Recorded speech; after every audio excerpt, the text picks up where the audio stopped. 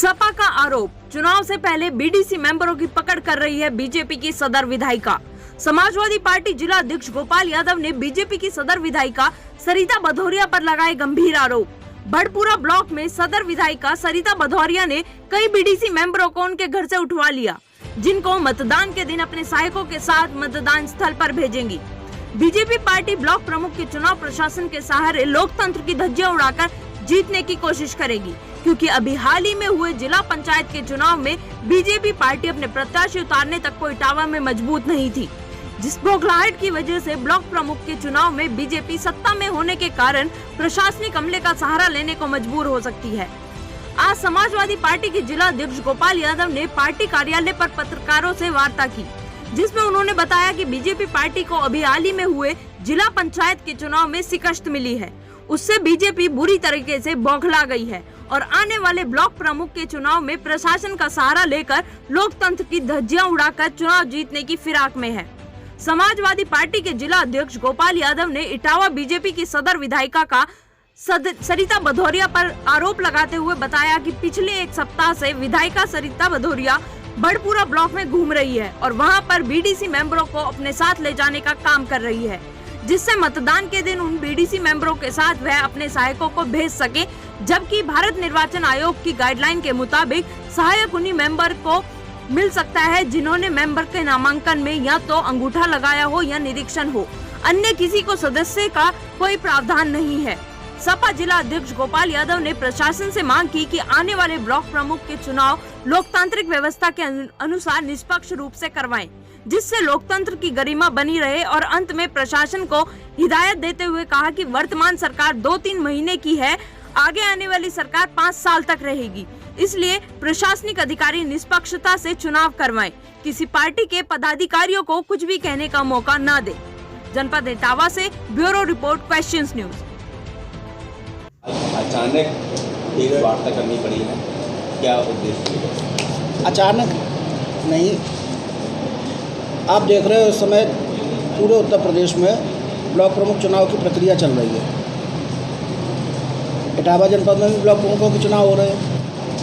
इससे पहले जब जिला पंचायत के चुनाव हुए तो आपने देखा कि इटावा की जनता ने भारतीय जनता पार्टी को सिरे से नकार दिया और ये स्थिति आ गई कि भारतीय जनता पार्टी अपना प्रत्याशी तक नहीं खड़ा कर पाई। अब उसकी बौखलाहट ये है कि ये लोग ये ब्लॉक प्रमुख चुनावों में बड़े पैमाने पर गड़बड़ी करना चाहते हैं। अभी देखें आप स्थिति, तो किसी भी ब्लॉक में भारतीय जनता पार्टी की स्थिति जीत करने की नहीं है, बहुत पीछे है। लेकिन ये लोग सत्ता के सारे हथकंडे इस्तेमाल करके इन चुनावों को अपने पक्ष में करना चाहते हैं, और चाहे उसके लिए उन्हें लोकतंत्र की गरिमा को तहस नहस करना पड़े, किसी भी हथकंडे का सहारा लेना पड़े, ऐसी भारतीय जनता पार्टी के लोगों की प्लानिंग है। और पिछले एक सप्ताह से यहाँ की जो विधायक सदर हैं, उन्होंने बड़पुरा ब्लॉक में कई एक जगह ऐसा किया भी है कि बीडीसी सदस्यों को जबरन उठा के ले गए। इसलिए मेरी प्रशासन से ये मांग है कि लोकतंत्र की गरिमा को बनाए रखें, निष्पक्ष चुनाव करवाएं, जिससे किसी को कुछ भी कहने का अवसर न मिले, और नामांकन और मतदान की प्रक्रिया की वीडियोग्राफी है।